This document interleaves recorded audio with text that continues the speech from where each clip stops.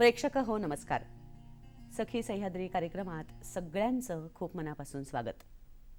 मैत्रिणींनो, आपण सगळ्याजणी वेगवेगळ्या कार्यक्षेत्रात कामात असतो, वेगवेगळ्या भूमिकांमध्ये असतो. आपण आपल्या आयुष्यात कुठल्याही क्षेत्रात असलो तरी आपल्या सगळ्यांचा अपेक्षित मुक्काम एकच असतो, तो म्हणजे आपापल्या क्षेत्रात आपापल्या कामात यश मिळवणं आणि त्यातून आनंद समाधान मिळणं. पण तुम्हाला माहिती आहे का, हे आनंद समाधान यश हे जर आपल्याला मिळायचं असेल तर काही विशिष्ट कौशल्य आवर्जून आपल्यामध्ये रुजवावी लागतात. ही कौशल्य कुठली आहेत, आनंद कसा मिळवायचा, यश कसं मिळवायचं, हेच सांगण्यासाठी आजचा आपला हा कार्यक्रम आहे. आणि याविषयी सांगण्यासाठी आज आपल्या स्टुडिओत आलेली आहे leadership coach, life coach Sheela Koparde. Sheela, स्वागत आहे तुझं स्टुडिओत. Thank you so much Swati. Sheela जशी लाईफ कोच आहे तशी कम्युनिकेशन एक्सपर्ट आहे, इमेज कन्सल्टंट आहे. खरं तर मैत्रिणींनो, तिची ओळख जेव्हा मी आता तुम्हाला करून दिली ना, तेव्हा आपल्या लक्षात येईल की यातले अनेक शब्द किंवा ती नक्की काय करते ह्या गोष्टी काहीशा अपरिचित आणि अनवट अशा वाटेवरच्या आहेत. ती स्वतः अत्यंत कुशल प्रभावी नेतृत्व करणारी मुलगी आहे. या सगळ्याबरोबरच तिने अनेक प्रकारचे छंद जोपासलेले आहेत. गायन असेल, सोलो ट्रॅव्हलिंग असेल, नृत्य असेल, ग्राफॉलॉजी असेल, ती स्वतःमध्ये आणि स्वतःमधल्या ज्या शक्यता आहेत त्या स्वतःच वेगवेगळ्या पद्धतीने शोधत असते, अभ्यासपूर्वक जोपासत असते. आणि तिच्याकडे जी लोक सल्ला घेण्यासाठी येतात त्या सगळ्यांना या गोष्टी कशा जोपासायच्या आणि प्रत्येक क्षेत्रात यश समाधान कसं मिळवायचं हे ती शिकवत असते.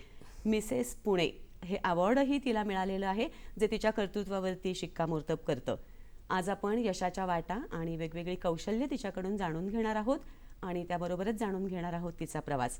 शीला, तू अनेक गोष्टीत मार्गदर्शक म्हणून गेली 15 वर्षांहून अधिक काळ मदत करत असतेस आणि जगभरातून वेगवेगळी लोक जी खूप मोठ्या पोस्टवरती आहेत अशी लोकंसुद्धा तुझ्याकडे सल्ला घेण्यासाठी येत असतात. तर लाईफ कोच हे सगळं काय वेगळं आहे हे आम्हाला जाणून घ्यायचं आहे. पण सुरुवात तुझ्या बालपणापासून आणि तुझ्या जडणघडणीपासून करूया. याचं कारण ही क्षेत्रच वेगळी आहेत. तर या क्षेत्रांकडे वळणारी जी शीला आहे तिची जडणघडण कशी झाली, ती मूळची कुठली आहे? मला वाटतं तू महाराष्ट्रातली नाही आहेस, तर तिथंपासून आम्हाला ऐकायचं आहे. आता मी एक लीडरशिप कोच आहे. हे सगळं जरी आत्ता मी दिसत जरी असलं माझ्या आयुष्यात, माझं बालपण खूप वेगळं गेलेलं आहे. तर बेसिकली तू म्हटल्याप्रमाणे मी पुण्याची नाही आहे, मी हैदराबादची आहे. माझं जन्म हैदराबादला, शिकवणूक हैदराबादला झाली आणि एका फार कॉन्झर्वेटिव्ह फॅमिलीमध्ये माझा जन्म झाला. माझे वडील भयंकर स्ट्रिक्ट होते. आम्हाला घरात बोलायला परवानगी नव्हती, मोठ्यांदी बोलणं नाही, हसणं नाही, फारसं बाहेर जाता येत नव्हतं आम्हाला. आणि अशा परिस्थितीमध्ये आणि मी त्यातून तिसरी मुलगी होते घरात. आई वडिलांना तेव्हा वेळ नसायचाच म्हणजे मुलांकडे लक्ष द्यायला. एक तर आमची जॉईंट फॅमिली, भली मोठी फॅमिली होती आणि आमच्याकडे पाहुणे राहायला खूप येत होते आणि आले की ते महिनाभर राहायचे. पण ह्या सगळ्यामध्ये मला बघायला मिळालं की जुळवून घेणे, लोकांना समजून घेणे, ॲडजस्ट करणे, सेवाभाव असणे. माझ्या आईकडनं मी खूप शिकले की माझी आई नेहमी सतत फॅमिलीला फर्स्ट प्रेफरन्स देऊन सतत सगळ्यांसाठी करत असायची. म्हणजे एकदम सॅक्रिफायझिंग वाटायचं मला ते, की स्वतःला काय हवं आहे न विचार करता ती सेवाभावामध्ये असायची. तर मी म्हणजे लहानपणीच मला फॅमिलीचं महत्त्व खूप कळलं. त्याच्यामुळे ते खूप स्ट्रॉंगली माझ्यामध्ये हे झालं. ॲज अ चाइल्ड खूप ड्रीमर होते, स्वप्नाळू होते आणि मी खूप क्युरियस होते. म्हणजे मी मार्क किती काही मिळवले असतील अभ्यासात, पण स्वप्नामध्ये मी एकदम हिरो होते. अच्छा. म्हणजे मी खूप मोठी मोठी स्वप्न पाहायची की मी मोठे झाले की असं करेन, काहीतरी आयुष्यात मोठं करून दाखवेन, किंवा जगाला I will make it a better place to live, something थोड्याशा वेगळ्या भावना होत्या आणि त्या स्वप्नामध्ये मी रमून जायची. क्युरियस माइंड म्हणजे इतकी क्युरियस असायची मी की लोकांची नाती बघायला मला खूप आवडायचं. रिलेशनशिपमधला इंटरेस्ट मला लहानपणापासून होता की लोक एकमेकांशी कसे वागतायत, कसे बोलतायत आणि त्यांचे डायनमिक्स, त्याचं कॉन्व्हर्सेशन, मी खूप त्याच्यामध्ये रमून जायची. म्हणजे इतकं रमायची की मी 2दा हरवली आहे. एकदा मी देवळात हरवली आहे आणि एकदा मी बागेत हरवली आहे. म्हणजे लोकांच्या बघण्यामध्ये मी विसरून गेली की माझ्या फॅमिलीबरोबर सोबत मी आली आणि बऱ्याच वेळानंतर त्यांना मी सापडली आहे. म्हणजे क्युरिओसिटी एवढी असायची मला माहिती नव्हतं की ह्या गोष्टी, क्युरिओसिटी आणि हे स्वप्न बघायचं स्वभाव मला माझ्या करिअर पाथवर नेईल पुढे जाऊन. एक पारंपरिक फॅमिलीतून तू पुढे आलीस, ग्रॅज्युएशन झालं, कॉमर्स ग्रॅज्युएट झालीस तुला असं का वाटलं की मला माझ्यामधल्या आतल्या खऱ्या शीलाला शोधायला हवं आहे, माझा काहीतरी वेगळा रस्ता आहे, तो असायला हवा, आणि मग तू काय केलंस? ती गोष्ट काय आहे? ते पण मी श्रेय देईन माझ्या स्वप्नाळू स्वभावाला. खरं तर माझ्या घरात इतकं सगळं समृद्ध आहे, माझा नवरा खूप सपोर्टिव्ह आहे, मला सुंदर 2 मुलं आहेत, ब्रेड बटरसाठी मला काम करायची काहीही गरज नाही, सोशल स्टेटस आहे, फ्रेंड्स आहेत, भरपूर सोशल सर्कल आहे. पण हे सगळं करत असताना म्हणजे माझी फॅमिली व्हॅल्यू जी आहे ती मी पूर्ण पाडत होते. म्हणजे मला खूप महत्त्वाची होती ती. जेव्हा माझी मुलं मोठी थोडीशी व्हायला लागली, जेव्हा मला माझा थोडासा वेळ मिळायला लागला, तेव्हा माझं ते स्वप्न मला दिसायला लागलं की माझ्या आयुष्याला काय अर्थ आहे. म्हणजे being a mother is good, good wife is absolutely, म्हणजे ह्या सगळ्या गोष्टी चांगल्या आहेत. तर एकदम कर्तव्य करणारी बायको म्हणून मी माझ्या नवऱ्याला फॅक्टरीत मदत करायला लागले आणि तिथे ॲडमिनिस्ट्रेशन म्हणून अकाउंट्स लिहायला लागले. पण माझं मन काय लागेना तिकडे. मी खूप प्रयत्न केला आणि शेवटी धाडस केला एका दिवशी आणि माझ्या नवऱ्याला म्हणाले, मला खूप इच्छा आहे की मी तुला सपोर्ट करावं, पण हा माझा रस्ता नाही. मला असं वाटतं की there is something different that I need to find for my happiness. तुझा छान संसार चालू होता, सगळ्या भूमिकांमध्ये तू आदर्श होतीस, उद्योजक घराण्यामध्ये लग्न होऊन तू आलीस. अशा वेळेला तू त्या कंपनीत जायला लागलीस, अकाउंट्स बघायला लागलीस, ॲडमिनिस्ट्रेशन बघायला लागलीस, हे बरोबर आहे. पण त्याच्यापेक्षा वेगळं काहीतरी करायचं आहे म्हणून इमेज कन्सल्टन्सी. खरं तर तू ज्या काळामध्ये या क्षेत्राकडे वळलीस त्या काळामध्ये तर इमेज कन्सल्टन्सी हा शब्द फारसा प्रचलित किंवा लोकांपर्यंत पोहोचलेला नव्हताच. तर याच्याकडे कशी वळलीस आणि आधी म्हणजे नेमकं काय? मी खूप छान पद्धतीने तयार व्हायची त्यावेळेस आणि माझ्या मैत्रिणीने सांगितलं की तुझं सेन्स ऑफ ड्रेसिंग छान आहे, तर तू इमेज कन्सल्टन्सी आता नवीन प्रोफेशन म्हणून निघाले आणि आजच्या न्यूजपेपरमध्ये आले. जेव्हा मी ते पाहिलं आणि मला ते एकदम म्हणजे डोळे चकाकले. मी म्हटले मी लगेच जाऊन त्याला साईनअप केलं. तर ते साईनअप केलं एक गोष्ट झाली, पण जर्नी वॉज नॉट इझी. कारण माझ्यापेक्षा लहान असलेली लोक तिथे खूप सिनियर होती. नंतर मला एक्सपिरियन्स नव्हता, मला कशाचंच नॉलेज नव्हतं, एकदम शून्यातनं सुरुवात केलेली होती. पण मी एक लर्निंग म्हणून सगळ्याला बघत होते, खूप नवख्यासारखी सगळं शिकले. पुढे जाऊन हीच माझी ताकद बनली. तर लर्निंग हॅट असणं म्हणजे स्वप्न बघणं. मी म्हणेन प्रेक्षकांना म्हणेन की तुम्ही नेहमी मोठी स्वप्न बघा स्वतःसाठी आणि स्वतःमध्ये विश्वास ठेवा आणि only Wien you believe in your self it's like half work done. स्वतःवर विश्वास ठेवणं शिका असं मी म्हणेन आणि त्याप्रमाणे माझं जर्नी पुढे गेली. आता आपल्या प्रेक्षकांना सांग की प्रतिमा सल्लागार नक्की काय करतो आणि आमच्यासारख्यांच्या आयुष्यामध्ये प्रतिमा सल्लागाराशी बोलून आम्हाला काय मिळेल किंवा आमच्यामध्ये नव्या कुठल्या गोष्टी अशा रुजतील त्या तुमच्यासारख्या व्यक्तींशी बोलल्याने आम्हाला मिळतील. इमेज हे फार इंटरेस्टिंग सब्जेक्ट आहे स्वाती. मी जेव्हा इमेजबद्दल बोलते ना, मी नेहमी एक कोट सांगते की you never get a second chance to create the first impression. म्हणजे पहिला इम्प्रेशन जेव्हा करायचा असतो तेव्हा तुम्हाला सेकंड चान्स मिळत नाही, तो फार स्ट्रॉंग व्हायलाच हवा. म्हणजे इमेज मेकओव्हर जेव्हा मी करते तेव्हा मी असं म्हणत नाही की मी तुम्हाला व्यक्ती म्हणून बदलते. तर मला असं म्हणायचं की तुमच्या बेस्ट पर्सनॅलिटीला आपण ते कसं ब्लूम होईल ह्या पद्धतीने अपिअरन्सद्वारे आपण प्रोजेक्ट करतो जगाला. म्हणजे तुम्ही जेव्हा बोललात तुमचे व्हॅल्यूज, तुमचे थॉट्स कोणी का ऐकावेत. जर त्या पद्धतीचं वॉक केलात, म्हणजे तुम्ही त्या पद्धतीने दिसलात, तुमचं बॉडी लँग्वेज असेल, हे पर्सनॅलिटी डेव्हलपमेंटचाच भाग आहे. पण त्याच्यामध्ये जरा म्हणजे अपिअरन्सचा फार मोठा वाटा आहे. म्हणजे you never get a second chance to do that. Sheela, आत्ता तू हे जे सांगतेस ना की इमेज मेकओव्हर, किंवा तू व्यक्तीला बदलत नाहीस पण तरीही व्यक्तीमध्ये खूप छान गोष्टी काय आहेत ज्या कदाचित त्यालाही माहीत नसतील, त्याच्यामधून बाहेर येण्यासाठी तू मदत करतेस. मैत्रिणींनो, या गप्पा आणि शिलाकडून मिळत असलेली ही माहिती आपण अशीच ऐकत राहणार आहोत. पण आत्ता घेतो आहोत आपण एक छोटीशी विश्रांती.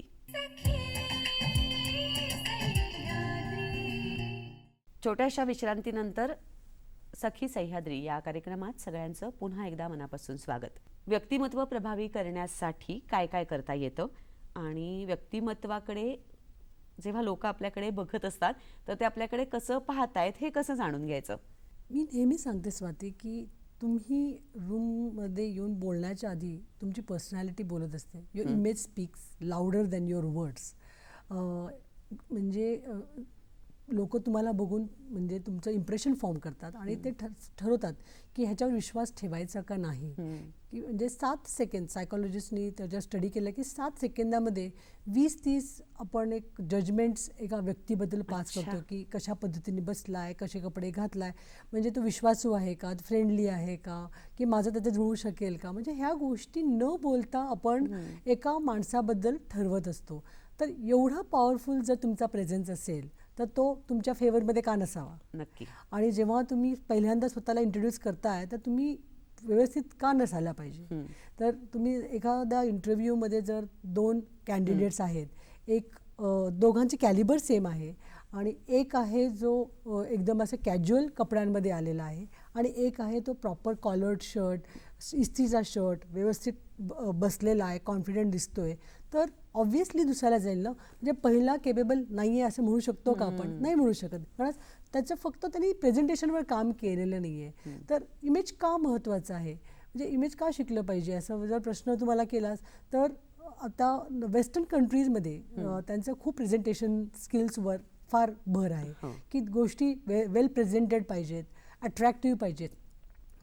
आणि आपल्याकडे जे आपल्याला संतांनी शिकवलेलं आहे की साधी राहणी उच्च विचारसरणी, म्हणजे ती खूप छान फिलॉसॉफी आहे. पण आपण हे एक वेस्टर्न कंट्रीकडनं का शिकू नये की प्रेझेंटेशन पण तेवढंच महत्त्वाचं आहे. जेव्हा तुम्हाला we have to prove yourself, we have to get some opportunities. तर माझा सिम्पल प्रश्न म्हणते, आता तू मोत्याची माळ घातलीस की तुला एकदम छान वाटतं ना, की एकदम काहीतरी ॲक्सेसराईज केलं, नवीन कपडे घातलो की आपल्यातला कॉन्फिडन्स वाढतो. जेव्हा आपण छान दिसतो ना तेव्हा आपला एक कॉन्फिडन्स आपोआप वाढतो. तर हा कॉन्फिडन्स आपण बूस्ट करण्यासाठी जर ह्या गोष्टीचा वापर केला, म्हणजे व्हेरी स्ट्रॅटेजिक मूव्ह आहे ही. तर हे प्रेझेंटेशन चांगलं केल्यामुळे जर तुम्हाला अपॉर्च्युनिटीज मिळत असेल तर का नाही. स्वतःला ओळखा आणि ते तुम्ही त्या पद्धतीने प्रोजेक्ट केला तर लोक तुमचं ऐकतील, तुमचे आयडियाज विकत घेतील. त्याच्यामध्ये आम्ही 4 A's महत्त्वाचे म्हणतो इमेजमध्ये. ए म्हणजे एक ॲप्रोप्रिएट ड्रेसिंग आहे आणि एक आहे ऑथेंटिक ड्रेसिंग, अट्रॅक्टिव्ह ड्रेसिंग, आणि हे सगळं अफोर्डेबल पण असायला पाहिजे. म्हणजे we don't want you to spend a lot of money also. ह्या सगळ्या गोष्टी करणं शक्य आहे. Not everybody is born beautiful, पण स्मार्ट दिसणं, ब्युटिफुल दिसणं हे आपल्याला आपल्या कपड्यांमधून करता येतं. आपण बऱ्याचदा पाहतो की बरेच जण दिसायला छान नसतात पण त्यांच्यामध्ये एक एक्स फॅक्टर असतो. म्हणजे साध्या शाळेमध्ये युनिफॉर्ममध्ये सगळी मुलं असतात पण एखादा मुलगा त्या युनिफॉर्ममध्ये पण स्मार्ट दिसतो. तो क्रिस्प युनिफॉर्म घालतो, परफेक्ट फिटिंग घालतो. बरेच जण लूज युनिफॉर्म घालू शकतात, पण तेवढ्याशा सगळ्या एका युनिफॉर्ममध्ये पण एक मूल जर तुम्हाला स्मार्ट दिसतो, म्हणजे तो काय करतो, तो जरासा एक्स्ट्रा एफर्ट घेतो त्या स्मार्ट दिसण्यासाठी. सर हा इमेजचा खूप इम्पॅक्ट आहे. बोलता बोलता इंटरव्ह्यूचा, मुलाखतीचा उल्लेख केलास तर मला आधी हे विचारावंसं वाटतं आहे की इंटरव्ह्यूला जाताना आपण कशा पद्धतीने तयार असलं पाहिजे आणि त्याच्यासाठी कशा पद्धतीने काम करता येतं. इंटरव्ह्यूमध्ये आपण जेव्हा जातो तेव्हा आपला कॉन्फिडन्स हललेला असतो. म्हणजे आता मला सिलेक्ट करतील का नाही. तर आता मी सगळ्यांना सांगू इच्छिते की ऑर्गनायझेशन्स तुम्हाला लीडर्स म्हणजे जॉब देताना ते तुमचे हार्ड स्किल्स फारसे बघत नाहीत. ते बघत नाही की तुमचं एज्युकेशन ऑक्सफर्डमध्ये झालं आहे का हार्वर्डमध्ये झालं आहे. त्या गोष्टीला एवढं महत्त्व नाही जेवढं आजकाल महत्त्व आहे तुमच्या व्हॅल्यूजला. किती ऑथेंटिक आहात तुम्ही, तुमचे एथिक्स कसे आहेत. जर तुम्ही चांगल्या म्हणजे सच्चे दिलचे आहात, ऑनेस्ट आहात, हार्डवर्किंग आहात, तर त्यांना तुम्ही म्हणजे you are asset to the organisation. म्हणजे हार्ड स्किल शिकवलं जाऊ शकतात की ह्या कंपनीत कसं काम चालतं हे शिकू शकतो, पण एक चांगले व्हॅल्यूज आपल्याला शिकवता येत नाही, ते मूलभूत अंगात राहावं लागतात.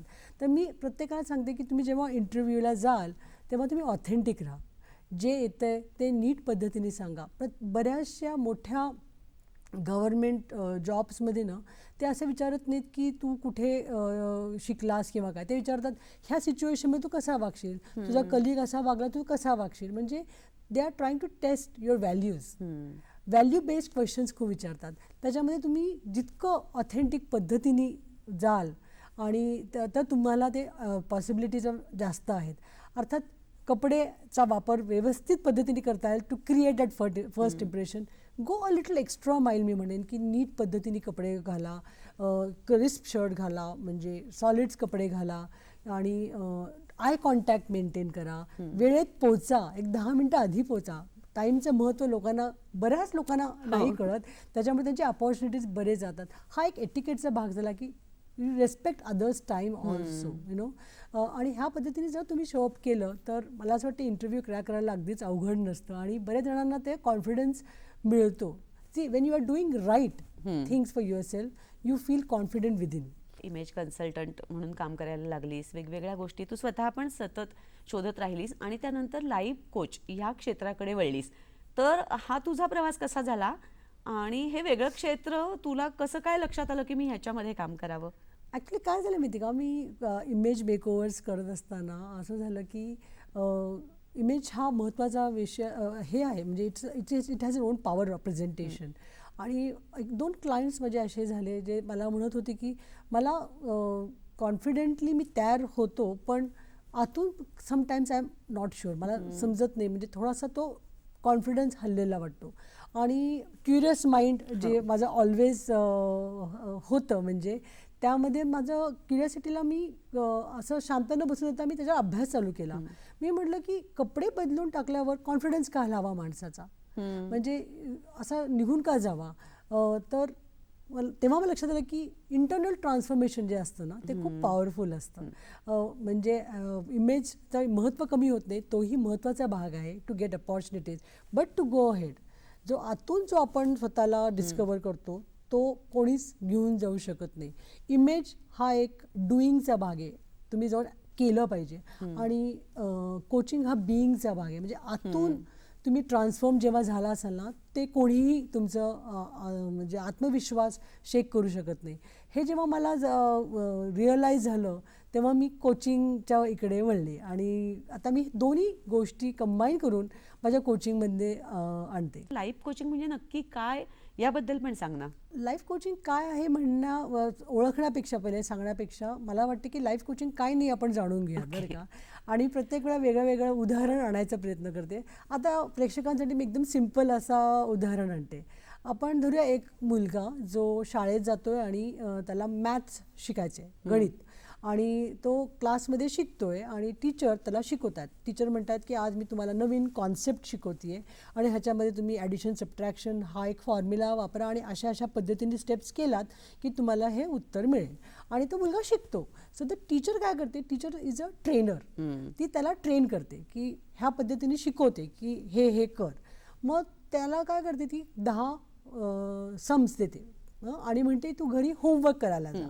मग तो घरी आल्यावर तो होमवर्क करायला घेतो, तर 2 प्रश्न सोडवतो गणित, आणि तिसऱ्या गणिताला तो थांबतो, त्याला काय सुचेना, काय येत नाही आहे, आणि तो थोडा नर्वस होतो, बराच नर्वस होतो. आणि ते आजी त्याची पाहते आणि मग आजी म्हणते अरे बाळा तुला काय झालं, म्हणजे तो म्हणतो आजी अगं हे मला गणित कधीच जमलेलं नाही आहे, मी खूप प्रयत्न करते पण मला खूप भीती वाटते की मला कधीच येणारच नाही आयुष्यात गणित.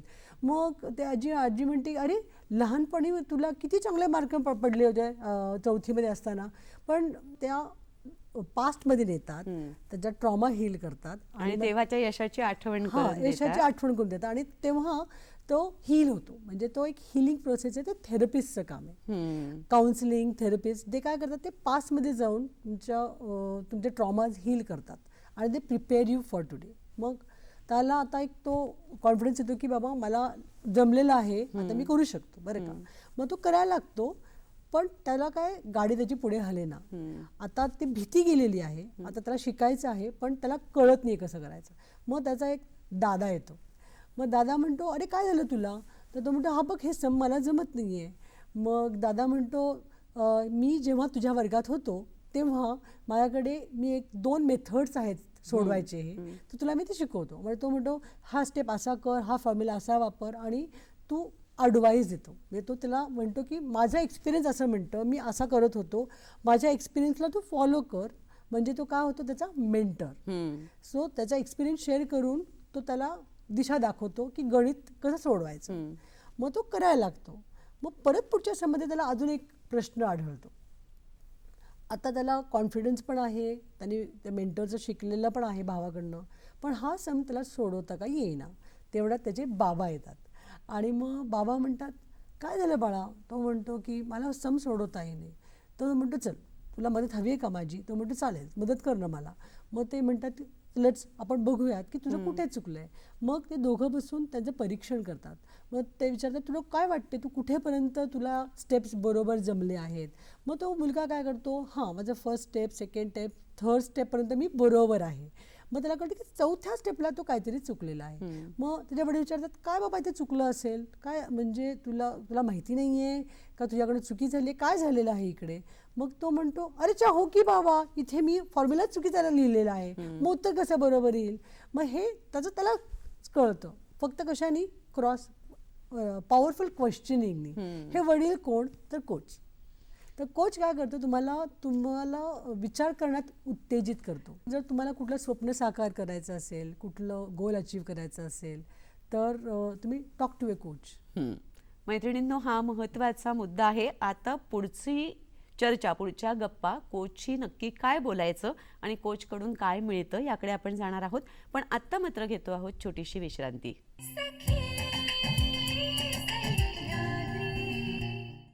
छोट्याशा विश्रांतीनंतर सखी सह्याद्री कार्यक्रमात पुन्हा एकदा सगळ्यांचं मनापासून स्वागत. शीला, लाईफ कोच आणि लाईफ कोचिंग याविषयी आपण बोलत होतो. तर लाईफ कोचशी का बोलावं याविषयी काय सांगशील? प्रत्येक जणाचं एक काहीतरी प्रतिभा असते, एक हिडन टॅलेंट असतं, आणि एक युनिक गिफ्ट असतं देवाने दिलेलं. आणि प्रत्येक जणाचं एक स्वप्न असतं, आणि मी तर म्हणे खूप स्वप्न असतात. तर त्या स्वप्नामध्ये ना ते खूप काही स्वतःबद्दल बघत असतात. आणि बरेच जणांना ना त्यांचं स्वप्न साकार करणं, त्यांचं स्वतःचं युनिक गिफ्ट ओळखता येतं. ते आर द प्रिव्हिलेज्ड वन मी म्हणेन. पण बरेच जण काय होतात, परिस्थितीला सामोरे जातात आणि जे प्रोफेशन त्यांना मिळतं ते करून मोकळे होतात. आणि त्याच्यामध्ये ते विसरून जातात की त्यांचं युनिक गिफ्ट काय. आणि मग पुढे जाऊन ते काही जरी केलं ना ते खुश नसतात. म्हणजे कुठेतरी त्यांचा स्ट्रेस बिल्ड होतो, कारण ते त्यांच्या मनासारखं करत नसतात. ते परिस्थितीला अनुसार ते स्वतःला ॲडजस्ट करत असतात. तर मी म्हणेन टॉक टू अ कोच. तर कोच काय करतो, तो कोच तुम्हाला स्वतःची ओळख करून देतो. He just introduces yourself to you. आणि हे आम्ही करतो असं, we become your thinking partner. तुम्हाला तुमच्यासोबत आम्ही विचार करतो आणि तुम्हाला म्हणजे ॲडवाईस देत नाही. ॲडवाईस न देता तुमच्यासोबत आम्ही एक कोचिंग प्रवास करतो, ज्याच्यामध्ये तुमची आम्ही मनोवर करतो कॉन्व्हर्सेशन, असं की ज्याच्यामध्ये तुम्हाला तुमचे स्वतःला you see your self in different light. बरेच जण ना त्यांच्या नवीन जे काय प्रोफेशन करतात ना त्याला स्वतःची आयडेंटिटी समजून जातात आणि ते विसरून जातात की माझं काम नाही आहे, मी आहे आणि मी स्वतःला शोधलं पाहिजे. त्यासाठी म्हणून तरी प्रत्येकाने स्वतःवर थोडासा टाईम इन्व्हेस्ट करून स्वतःचा आनंद शोधला पाहिजे. शीला, लाईफ कोचिंगचा उगम कुठे झाला? हे खूपच इंटरेस्टिंग आहे बरं का. हे ग्रीक मायथॉलॉजीमधनं ह्याचा खरं तर उगम झालेला आहे. सॉक्रेटिस नावाचं फिलॉसॉफर जो ऐकलाच असेल, त्यांनी खूप मोठं काम केलं बरं का. तेव्हा एथेन्सच्या मध्ये खूप पॉलिटिकल इम्बॅलन्स होतं आणि बरेच ठिकाणी खूप हाणामाऱ्या आणि असे डिस्टर्ब्ड होतं. आणि तेव्हाचे जे फिलॉसॉफर्स होते ना ते जास्त करून नेचरमध्ये, ओशन्स, स्टार्स, वॉटर असे मिस्ट्रीजमध्ये ते अभ्यास करत होते तेव्हाचे फिलॉसॉफर.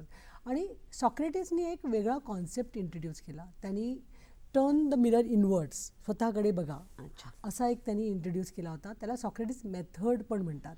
त्याचं काय, त्यांनी एथिक्सवर अभ्यास केला, ह्युमन डेव्हलपमेंटवर अभ्यास केला, की तुम्ही स्वतःवर फोकस करा, ह्याच्यावर अभ्यास केला. आणि त्याने सांगितलं की शिकवण्यापेक्षा प्रश्नातून तुम्हाला स्वतःबद्दल जास्त माहिती कळते. म्हणजे तुम्ही जर, त्यांचं म्हणणं होतं की one who doesn't really work on introspect on their life is worthless. म्हणजे तुम्ही चुका करता, जर स्वतःवर रिफ्लेक्ट केलं नाही तुमच्या वागण्यावर तर तुम्ही चुका करता. तर तुम्ही इग्नोरन्समध्ये राहू नका, तर टर्न द मिरर इनवर्ड्स आणि स्वतःला प्रश्न विचारत राहा की हे मी का करतो, माझ्या आयुष्याचं ध्येय काय, माझं आनंद कशात दडलेला आहे, ह्याचे सगळे प्रश्न ते आपल्याला इंट्रोड्यूस केलं सॉक्रेटिसनी. सॉक्रेटिस आपल्या ह्युमन रेसला खूप मोठं गिफ्ट देऊन गेले आणि त्याच्यामध्ये ते स्वतः गेले पण. म्हणजे त्यांना कारण त्यांची विचारधारणा इतकी वेगळी होती की त्यांना ॲक्सेप्ट नाही केलं सोसायटीने. तर पुढे जाऊन थॉमस लिओनार्डो ह्यांनी 1994मध्ये ICF चं हे केलं, इंटरनॅशनल कोचिंग फेडरेशनचं निर्माण केला. ज्याच्यामध्ये त्यांनी स्ट्रक्चर दिलं, जे सॉक्रेटिसने इंट्युटिव्हली ज्या गोष्टी केल्या, एथिक्स, नंतर मोड ऑफ कंडक्ट, नंतर कॉम्पिटन्सीज, ह्या गोष्टी त्यांनी एका स्ट्रक्चर्ड फॉर्ममध्ये आणल्या, जे आता जगभर प्रचलित आहे. शीला, हे सगळं खूप इंटरेस्टिंग आहे आणि सुरुवात आपण करत होतो त्या लिडरशिप कोचिंगबद्दल पण बोललो. तर इथे ना आपल्या प्रेक्षकांना लाईफ कोचिंग आणि लिडरशिप कोचिंग याच्यामध्ये नेमका काय फरक आहे तो सांग. ॲक्च्युली लिडरशिप कोच म्हणजे हा लाईफ कोचच आहे बरं का, अच्छा. फक्त ते एक निश आहे. ओके. हां, तर मी म्हणते की आपल्या आयुष्यामध्ये ना बरेच असे क्षेत्र असतात, जसं की professional life, personal life, health आहे, फायनान्स आहे, रिक्रिएशन आहे, ट्रॅव्हल आहे, नंतर स्पिरिच्युॲलिटी आहे, रिलेशनशिप्स आहेत, फ्रेंड्स आहेत, असे बरेच क्षेत्र असतात. आणि त्या कुठल्या ना कुठल्या तरी भागामध्ये आपली कमतरता असली की आपल्याला आनंद वाटत नाही. तर लाईफ कोच हा हॉलिस्टिकली तुम्हाला आयुष्यात आनंद कसा मिळवावा ह्याच्यावर तो काम करत असतो. आणि लिडरशिप कोच म्हणजे बेसिकली लीडर्सला लीडर्स कसे बनवायचं, म्हणजे कॉर्पोरेट प्रोफेशनल लाईफमध्ये तुम्ही जर लिडरशिप रोलमध्ये आहात तर तुम्ही कशा पद्धतीने डिसिजन मेकिंग चांगले करू शकता, रिलेशनशिप कसे बिल्ड करू शकता, लोकांना मोटिवेट कसे करू शकता, हाऊ टू डिझॉल्व कॉन्फ्लिक्टमध्ये हे लिडरशिप कोच प्रायमरीली काम करतात. शीला, लाईफ कोचच्या जबाबदाऱ्या काय आहेत? मी हा प्रश्न अशासाठी विचारते आहे की एका लाईफ कोचकडे जेव्हा आम्ही येऊ त्यावेळेला अर्थातच आयुष्य आनंदी करायचं असेल तर खूप सगळ्या आतल्या गोष्टी शेअर कराव्या लागतील, एका अर्थाने जी गुपित आहेत. तर अशा वेळेला लाईफ कोचचा रोल काय आहे आणि त्याच्या जबाबदाऱ्या काय आहेत? लाईफ कोच कडे जेव्हा एक क्लायंट येऊन वल्नरेबल बोलतो, मनातलं एकदम अंतर्मन ओपन करतो, तर ती खूप मोठी जबाबदारी असते. म्हणजे मी म्हणेन की खूप एक्साइटिंग पण आहे to work to see somebody transform, पण त्याची जबाबदारी पण खूप मोठी आहे. तर बेसिकली आमच्या कॉम्पिटन्सीज आम्हाला आहेत ॲज अ कोच काय करायचे आहेत. त्याच्यामध्ये कोचिंग माइंडसेट एक पहिलं आहे, ज्याच्यामध्ये आम्हाला कोचिंग करताना एक माइंडसेट ठेवावं लागतं, ज्याच्यामध्ये मी ॲडवाईस देणार नाही आणि ज्याच्यामध्ये मी स्वतःचं काहीच प्रोजेक्शन आणणार नाही आणि मी तुला जज करणार नाही आणि तुला मी एक सेफ स्पेस क्रिएट करेल ज्याच्यामध्ये तुला बोलायला कम्फर्टेबल होईल. आणि ट्रस्ट बिल्ड करणं म्हणजे नॉन निगोशिएबल आहे ते. म्हणजे कॉन्फिडेन्शियलिटी, की मी topmost ethics, confidentiality but topmost ethics that I have signed up as a coach. म्हणजे whatever I speak with my clients, मी कधीच कोणाशी शेअर करत नाही. इथे पण मी कोणाचं नाव घेणार नाही आहे किंवा काहीच असं शेअर करायचं नाही आहे, कारण I respect your privacy, I respect that you are vulnerable, you trust me. आणि तो एक मोठी जबाबदारी आहे कोचची. त्यानंतर पॉवरफुल लिसनिंग आहे, म्हणजे हाऊ ॲक्टिव्ह लिसनिंग करायचं, फुल्ली प्रेझेंट असायचं, जे ते बोलतायत, जे ते बोलत नाही आहेत हे ओळखायचं. बऱ्याचदा काय होतं की एक इमोशन असतो, त्याच्यातनं वेगळे इमोशन्स निघत जातात, ते क्लायंट्सला कळत नाहीत. तो ओळखणं आणि building trust is very important. आणि confidentiality is the topmost ethics that I have signed up as a coach. तर जेव्हा क्लायंट्स आपल्याशी मनमोकळं बोलतात तर त्यांचं रिस्पेक्ट म्हणून त्यांची प्रायव्हसी प्रोटेक्ट करते मी. आणि nothing about them is shared बाहेर कुठेच. तर तो एक मोठा एथिक्सचा भाग आहे, तो आम्ही ॲज अ कोच फॉलो करतो. आणि नंतर to create that safe space for them where they can explore. म्हणजे ते जेव्हा बोलतात तेव्हा कम्प्लिटली प्रेझेंट राहणे आणि त्यांच्या इनर विजडमला ट्रस्ट करणे की त्यांच्यामध्ये उत्तर दडलेले आहेत असा आम्ही विश्वास ठेवतो. की आपण त्याला ॲडवाईस देत नाही. का देत नाही? का म्हणजे प्रत्येकाचे आन्सर्स त्यांच्यामध्ये दडलेले असतात. फक्त त्याला ब्लाइंड स्पॉट्स आम्ही असं त्याला म्हणतो की ते कसं आपण दाखवून देऊ शकतो आमच्या क्लायंट्सना. तर त्याच्यावर कोचची जबाबदारी असते. मग अकाउंटेबिलिटी पार्टनर असतो आम्ही, की ज्याच्यामध्ये आम्ही त्यांना कुठलीही गोष्ट करताना तुम्हाला काय सपोर्ट हवा आहे का, आणि मी कशा पद्धतीने तुम्हाला सपोर्ट करू शकते. ते कधी कधी नर्जिंग लागतं, कधी एन्करेजिंग लागतं, कधी कधी मोटिवेशन लागतं. ह्या सगळ्या गोष्टीला त्यांच्याबरोबर अकाउंटेबिलिटी पार्टनर म्हणून असतो. आणि इक्वल पार्टनरशिप हा एक फार महत्त्वाचा आहे.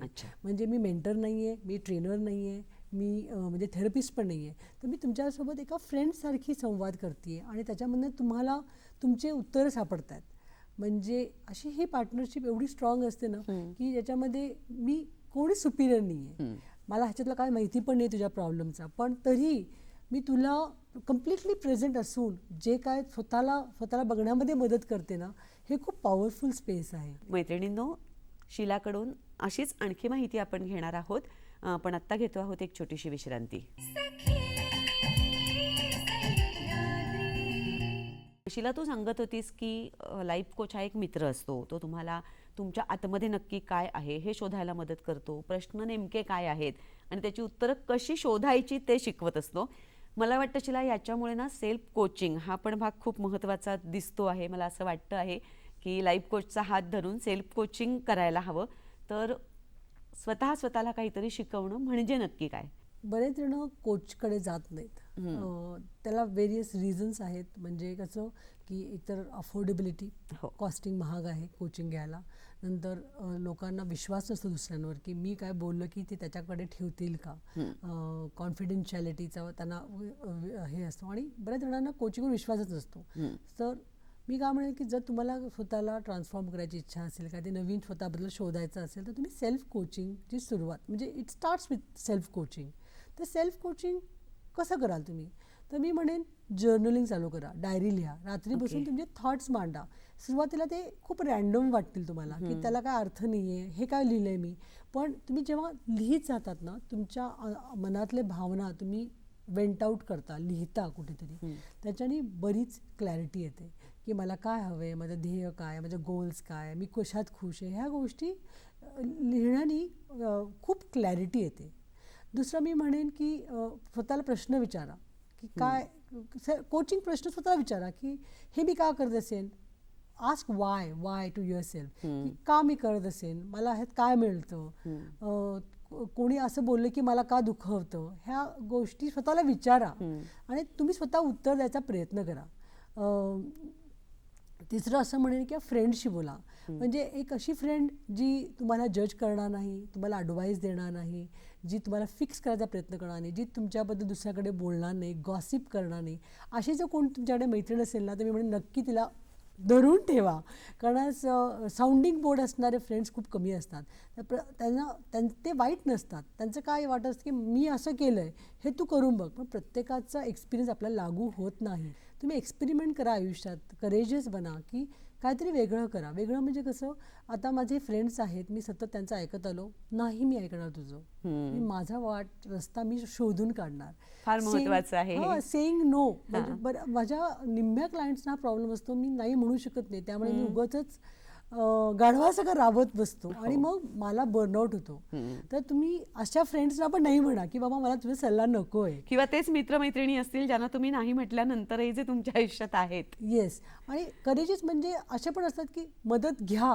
जर तुम्हाला कोचची गरज वाटली, थेरपिस्टची गरज वाटली, मेंटरची मदत घ्या, प्रोफेशनली घ्या, पण मदत don't hesitate to take help. लोकांना मी स्वावलंबी आहे दाखवायला खूप आवडतं, मग एकटेच झगडत बसतात.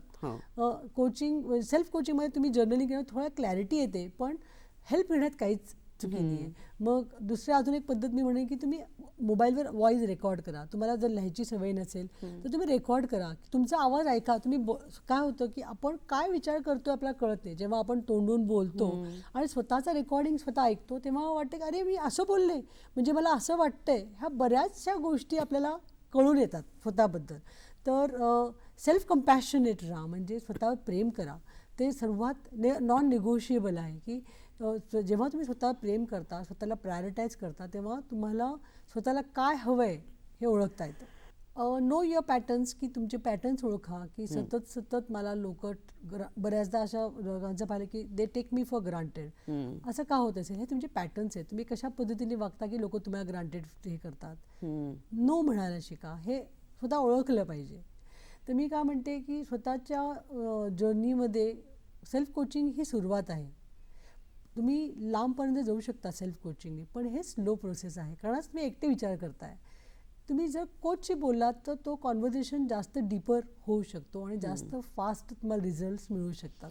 अनेकांना आपण ज्या ठिकाणी आहोत तिथे लीड घ्यायचा असतो, पुढे व्हायचं असतं, आपल्या गटाचं नेतृत्व करायचं असतं, पण काहीसे संकोची अशी जी माणसं असतात, अंतर्मुख असतात, खूप मोकळेपणाने बोलता येत नाही किंवा दुसऱ्याकडून करून घेता येत नाही असं त्यांना वाटतं.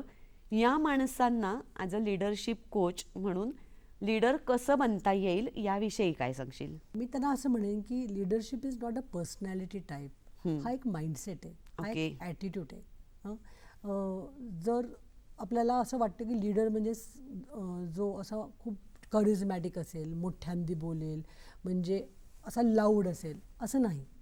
लीडर हा एक काम असा शांत व्यक्तिवक्त असू शकतं. आणि वर्ल्डमधले ॲक्च्युली लीडर्स आहेत जे शांतपणे डिसिजन मेकिंग घेतात आणि इंट्रोवर्ट असतात आणि ते शांतपणे त्यांचं योगदान करत असतात. आणि अशा बऱ्याचशा मीटिंग्समध्ये पण पाहिलं जातं की एखादा शांत बसणारा माणूस जेव्हा बोलायला लागला तर त्याचं सगळं थांबून ऐकतात, कारण त्याचं योगदान तेवढं असतं. तर मी म्हणेन की इंट्रोवर्ट्सना लिडरशिप जमत नाही असं नाही आहे. तर बऱ्याच जणांना लिडरशिप का जमत नाही जर असं विचारलंस, कारण ते स्वतःचे स्ट्रेंथ्स ओळखत नाही. ते कोणासारखा तरी व्हायला प्रयत्न करतात की तो व्यक्ती माझा लीडर खूप छान बोलतो, मला त्याच्यासारखं बोलता येत नाही. जर तुम्ही कोणाला इमिटेट करणार असाल, कॉपी करणार असाल तर तुम्ही लीडर होऊ शकत नाही. तुम्ही कुठेतरी फेल व्हाल. तर मी काय म्हणते की तुमचे स्ट्रेंथ्स ओळखा. माझ्या कोचिंगमध्ये मी स्ट्रेंथ बेस्ड कोचिंग करते. म्हणजे कसं की तुमच्या जे चांगले गुण आहेत त्याला कसा ब्लूम करता येईल. आता सिंपल गोष्ट जर म्हटली तर मी एक एक्झाम्पल द्यायचं झालं तर लहानपणी म्हणजे माझी मुलगी लहान होती तेव्हा कथक मला एकच हॉबी परस्यू करता येत होती, आयदर कथक शिका किंवा बॅडमिंटन प्लेअर खेळा. तर मी एक खूप छान बॅडमिंटन प्लेअर होते त्यावेळेस. आणि कथक हा म्हणजे I think I am born with 2 left feet. मला नाच अजिबात जमायचा नाही. तर मला एकच पिक करायचं होतं. तर मी काय केलं, जे मला येत नाही ते मी पिक केलं. ज्याच्यामध्ये मी चांगली होते ते मी सोडून दिलं आणि मी कथक क्लास जॉईन केला. तर मी कथकमध्ये मध्यमा प्रथमाची परीक्षा दिली आणि त्याच्यामध्ये मी फर्स्ट क्लासने पास झाले. पण त्याच्या पुढे मी काय हल्ले नाही. म्हणजे मला काय म्हणायचं की जे माझी विकनेस होती ते अगेन्स्ट द टाईड, प्रवाहाच्या विरुद्ध किती लांब जाऊ शकतो ना आपण, जास्त लांब जाऊ शकत नाही. पण जर तुमची स्ट्रेंथ, मी जर बॅडमिंटन खेळले असते तर मी खूप पुढे गेले असते, कारण माझ्या अंगात उपजत तर स्पोर्ट्समॅनशिप आहे. सो त्या गोष्टी जर केल्या तर आपण प्रोग्रेस करतो. आणि मला असं वाटतं की जे तुम्ही लिडरशिप म्हणजे नक्की काय Swati, leadership is about people. Me lead करायला तू जर नशील तर त्याचा उपयोग नाही. म्हणजे it's about relationship with you. जर मी तुला हेल्प केली, माझ्या क्लायंट्सना मी काय विचारते, तुम्ही कधी कोणाला हेल्प केली आहे का आयुष्यात? ते म्हणतात हो, माझ्या स्टाफला हेल्प केली, माझ्या कलिग्सला केली, माझ्या बॉसला प्रेझेंटेशन तयार करून दिलं. तर मी त्यांना म्हणते की तुम्ही लिडरशिप एक्झिक्यूट केली पण तुम्हाला त्याला नाव देता नाही आलं की तुम्ही लीडर आहात, की तुम्ही ओळखलंच नाही की तुम्ही जे करताय हे लिडरशिप स्किलच आहे. त्यांना वाटत राहते की मी नाही आहे लीडर. पण स्वतःच्या लीडरला ओळखा, त्याला जरा म्हणजे ऑथेंटिसिटी तुमच्या जे आहे, जे ऑथेंटिकली तुम्ही स्वतः आहात त्याला एम्ब्रेस करा, स्ट्रेंथला एम्ब्रेस करा. मग तुम्ही लोकांना लिडरशिप करायची तुमची गरज आहे, लोक तुम्हाला आपोआप फॉलो करतील. अनेक गोष्टी तू स्वतः शोधत राहिलीस, करत राहिलीस, स्वतःवर प्रयोग करत राहिलीस, तर या छंदाचं आणि वेगवेगळ्या गोष्टी करत राहण्याचं महत्त्व काय आहे हे तू आपल्या मैत्रिणींना सांगावंस असं मला वाटतं. मला इतके सारे हॉबीज आहेत आणि इतके सारे माझे लिस्टमध्ये आहेत अजून, जे मी थोड्या दिवसांनी पार्क केलेले आहेत, लिहून ठेवले डायरीमध्ये, आणि मी ते नक्की करणार आहे. मी बऱ्याचशा गोष्टी शिकले. मी रेकी चॅनल आहे, क्रिस्टल थेरपी केलं मी, पास्ट लाईफ रिग्रेशन, नंतर इनर चाइल्ड हिलिंग पण केलं आहे, ग्राफॉलॉजी केलं आहे, नंतर डान्स शिकली आहे मी, कथ्थक शिकली आहे, थिएटर केलं आहे, गाणी शिकली आहेत, ड्रामा केला आहे.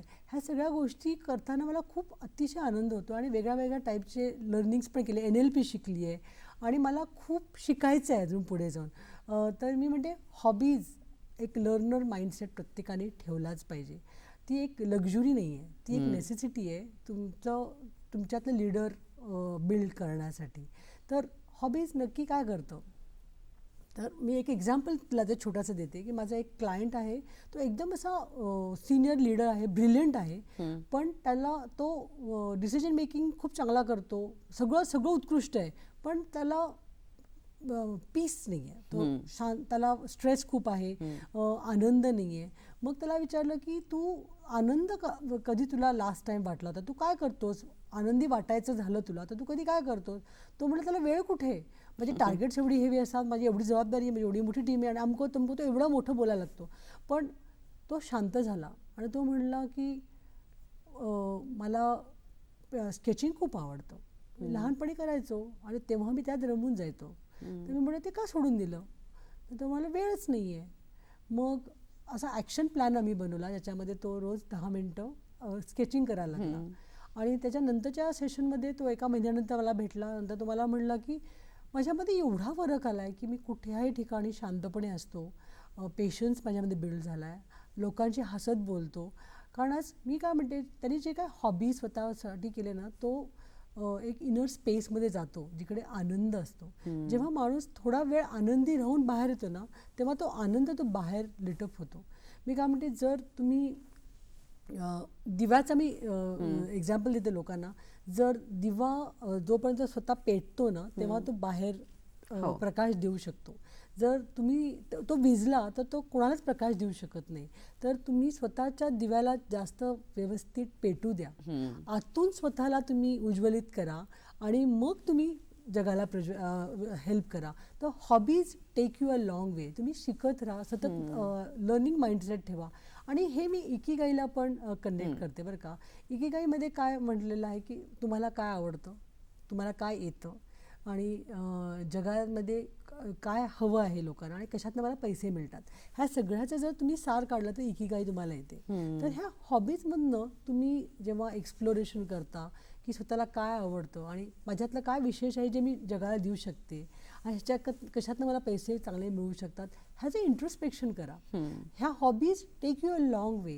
बी courageous and pursue some hobby ज्याच्यातनं तुम्हाला तुमचं स्वतःचा लीडर मिळेल आणि तुम्ही इकिगाई सारखं म्हणजे लाईफ जगू शकाल. या गप्पा अशाच सुरू राहणार आहेत, पण आता वेळ झाली आहे एका छोट्याशा विश्रांतीची.